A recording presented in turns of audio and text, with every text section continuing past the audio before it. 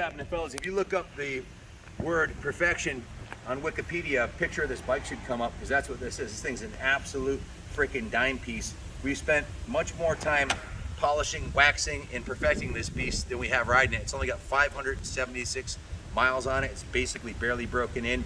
The oil's already been changed 3 times. This is my personal motorcycle. I own the Capital Cycles in the New England Motorcycle Museum, so this thing's been lavished with attention.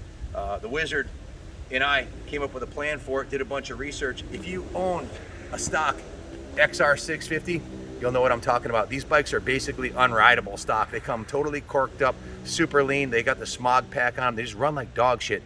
This one's been set up like you'd expect a 650 big bore to run. You crack the throttle. Let's hold on a second. He's running a dyno run. So just time out for a second. So sorry about that little dyno. The dyno noise in the background is really loud. But in any event, we ran it on the dyno stock and with the kit, and I'll pull up those dyno results for you. Also, maybe put that video on here, because we did somewhat of a build series on this, and we went through and first of all got it to run right, and that included, the first thing we did was we bought the FMF exhaust system for the bike, and that really gets it sounding like it should. It's a Power Core 4. Huge improvement over the stock pipe. It's much lighter and sounds light years better. We also put the K&N air filter in it, so that uncorked the intake a little bit, and then the carb, Wizard went right through the whole carb and did the Dyno Jet kit, got it jetted perfectly, and then we did the smog removal kit. So it's basically uncorked and running like a brand new 650 that's running perfect should. Once we got the engine sorted out, then we went to the ergonomics. The stock bars, if you know anything about XRs, they're way too low. So we've got the Renthal twin wall tall bars on here with the Renthal twin wall bars, and I put a red, white, and blue Pro Taper crossbar pad on because I like the red, white, and blue. Obviously, I'm Captain America, right? I upgraded the grips to the Pro Grip 801s, so now they really opened up the cockpit on the bike, and the ergonomics are much better. I'm running 12 pounds of air in the front forks, and these are the original tires. You can see they're still in mint condition. It's only got 545 miles on it. Some of the other nice upgrades we did is the stock pegs frankly suck. These are the IMS Pro. If you zoom around the backside here, these are the Pro Series stainless steel pegs. Gives you a lot better grip.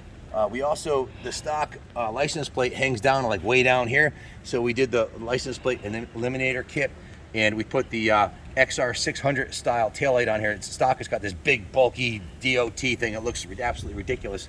So the bike's substantially lighter than stock. We also replaced a real heavy lead acid battery with a lithium battery. That saves some weight. The pipe saves some weight. The smog kit saves some weight. The fender relocator saves some weight. All of this was both performance and weight related.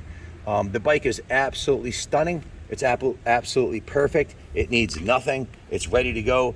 You could run cross country on this, run it to Baja, use it as a daily, or park it in your museum, because this is really, truly a museum quality bike. Look at the frame rails on the bottom of it. I haven't even taken this bike off-road.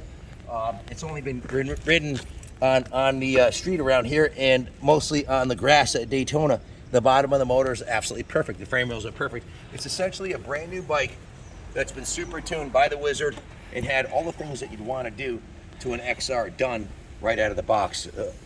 I haven't added it all up. I'll do that once I do the work order, but between the battery, the jetting kit, the exhaust, the smog removal kit, the pegs, the bars, there's a couple $1,000s of upgrades that have been done on the bike, and it's essentially brand new. And it's that fire, the Honda red that you'd expect it to be. I don't really like the whole new 2022 version of this is white. It just doesn't have that traditional red Honda look. If you're looking for a perfect XR, a forever bike, buy this bike, because very rarely do they come up completely sorted out like this. So the only reason I'm selling it is we have 2 XR650Ls. One we did the build series on, the Stage 4 kit, and I got a KLR60, so I have 3 big bore thumpers. I don't need 3. And we're going to pick up our new semi tractor trailer, so I got to come up with $130,000 for the truck and trailer, because we're going to be going to all the national events with the gas product, and we're shipping bikes up and down the East Coast to the tune of $500 a piece. So it's a big part of our business. We ship about 100 bikes a month, so we're getting a bigger rig to haul bikes. So this has just been sitting. That's why it has no miles on it. I generally usually run the KLR or the built XR. We've already the other XR's got like 2,000 miles on it. My KLR's got like 4,000 miles on it. This one was just kept basically I guess you could call it a trailer queen, you know, a trophy bike, I guess is a better word. I just wanted one thing that was perfect, you know, and it just makes me feel good to have, because usually the bikes get trashed when we go out riding if you take them off road or use it as a daily. They get a little rough around the edges. My KLR is exceptionally rough around the edges right now. And the other XR, the tires are burned off of it. This one, first of all, never let Junior ride this bike. That's rule number one if you want to keep it perfect. He's an animal, so I keep him off of my bike. He jumped my KLR right off the loading dock, 12 o'clock, didn't rip the rear fender off of it. So I just don't like him riding my bikes. You know, I love him, he's my son, but he's 22 years old. No kids have ridden this bike at all. Uncle Dale rode it, and I rode it. Uncle Dale's 65 years old and has a broken back, so he never even rode a wheelie on it. I have ridden a couple wheelies on it. These are designed for doing wheelies. And it doesn't even stress the engine, just crack the throttle, second, third, fourth gear, all the way up the road. You will not buy a bike out of a Honda dealership that performs like this, not even close. This is light years better. If you have any questions about it, give us a call, 860-454-7024. Thanks for watching. God bless America. I'll do a couple of runs up and down the driveway so you can hear it eat. This one's been wizard tuned. Wiz, you went right through this. He just happened to be walking up here. Okay. You've done the jetting kit, the battery, the handlebars, the risers, right? The jetting kit, the battery, FR filter. Yep, the K&N filter. Yeah, the pipe, the and the pegs. Pegs, slip-on muffler. And we're running about 12 pounds in the fork, so you got it jetted. It took a couple tries too with the jetting, didn't it? Yeah, it usually does. You can't get it perfect right on. Now you can let off the throttle doing 50 miles an hour and it just go whoa, idles down without any popping or backfiring like they do when they're stock and they run on lean. It's done right, and it's perfect. If you have any questions, give us a call.